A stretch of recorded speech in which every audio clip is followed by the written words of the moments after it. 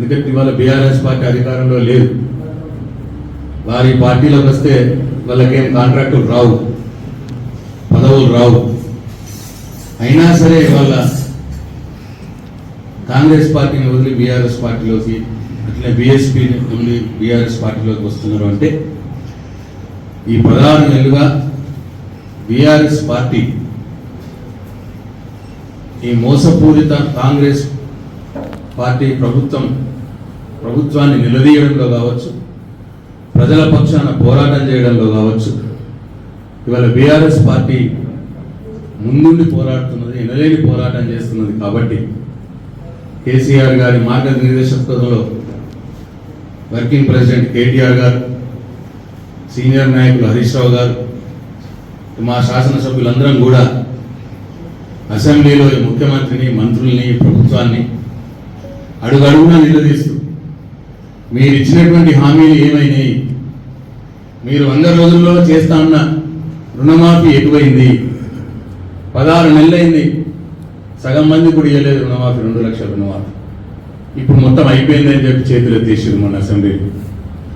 మంత్రి చెప్పిండు మొన్న, వ్యవసాయ శాఖ మంత్రి, ఇక మేము 2 లక్షల లోపు ఉన్న వాళ్ళకి వేసినాం, చేసిన కాడికి వేసినాం, ఇక రుణమాఫీ ఇక లేదు అన్న మాట చెప్పినాడు.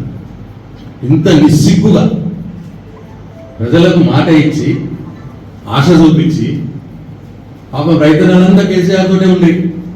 2 లక్షల రూపాయల రుణమాఫీ ఆశకు కేసీఆర్ని కాదనుకొని కాంగ్రెస్ పార్టీ కోటేసి రేవంత్ రెడ్డి ముఖ్యమంత్రి చేస్తే ఇవాళ రేవంత్ రెడ్డి రైతులకు మొండి చేయి చూపించినాడు. అయినా సరే చెప్పిన హామీలు, ఇచ్చిన 6 గ్యారెంటీలు ఒక్కటి కూడా సక్రమంగా అమలు చేయట్లేదు.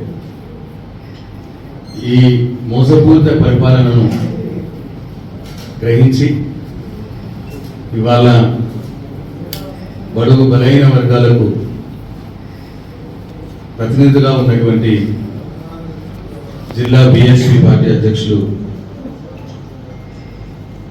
అట్లాగే మొన్న బాల్కొండ నియోజకవర్గంలో బీఎస్పీ పార్టీ నుంచి అసెంబ్లీ ఎన్నికల్లో పోటీ చేసినటువంటి అభ్యర్థి పెద్దలు నర్సయ్య గారు, అట్లనే నియోజకవర్గ బీఎస్పీ ఇన్ఛార్జు పెద్దలు శ్రీనివాస్ గారు, వారి యొక్క అనుచరులు, వారి యొక్క కార్యకర్తలు, అట్లనే భీమ్గల్ మాజీ కౌన్సిలర్ భూలింగం గారు, అట్లనే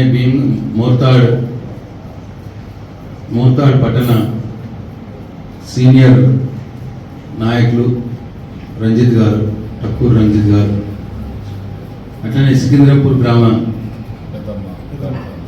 సికింద్రాపూర్ పెద్దమ్మకాడ్ తాండా గ్రామ సర్పంచ్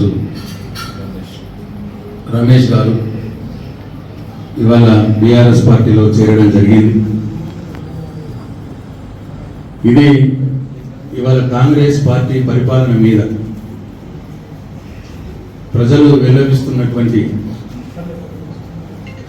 వారి యొక్క ప్రజల యొక్క నిరసన, ఈ ప్రభుత్వం మీద ఉన్నటువంటి కోపానికి నిదర్శనంగా నేను భావిస్తా ఉన్నా.